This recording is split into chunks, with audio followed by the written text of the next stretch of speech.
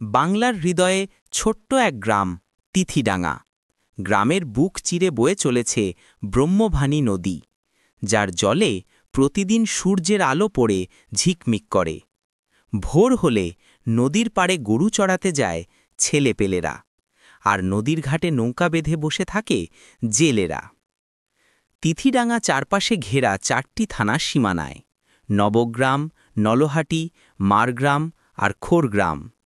চারদিকার মানুষই আসে তিথিডাঙ্গার হাটে, তাই গ্রামটা যেন এক মিলনক্ষেত্র।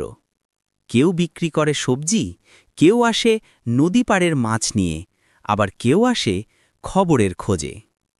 গ্রামের সবচেয়ে পুরনো এলাকা বাগানপাড়া। এখানেই থাকেন বৃদ্ধ শিক্ষক রবি মাস্টার। তিনি তিথিডাঙ্গা প্রাইমারি স্কুলের প্রতিষ্ঠাতা। প্রতিদিন সকালে নদীর ধারে বসে ছেলে মেয়েদের পড়ান। জ্ঞান মানে শুধু অক্ষর চেনা নয়, মাটির গন্ধ বোঝা। একদিন হঠাৎ ব্রহ্মভানী নদীতে জল বেড়ে গেল। টানা 3 দিনের বৃষ্টি আর পাহাড়ি ঢলে ভেসে যাওয়ার উপক্রম হল গ্রামের ঘাট। লোকজন দৌড়ে গেল রবি মাস্টারের কাছে। মাস্টার মশাই, এবার কি হবে? রবি মাস্টার শান্ত গলায় বললেন, নদী রাগ করেছে, তাই আমরা একসাথে শান্তি ফেরাব। সবাই মিলে ঘাট বাঁধতে হবে। পরদিন সকাল থেকে পুরুষ, মহিলা, বয়স্ক, যুবক সবাই হাত লাগাল। নবগ্রাম থেকে বালি এলো, নলহাটি থেকে বাঁশ, মারগ্রাম থেকে গরুর গাড়ি আর খোরলাম থেকে খাবার। সবাই মিলে নদীর পাড় বাঁধল, ঠিক যেন এক বড় পরিবার।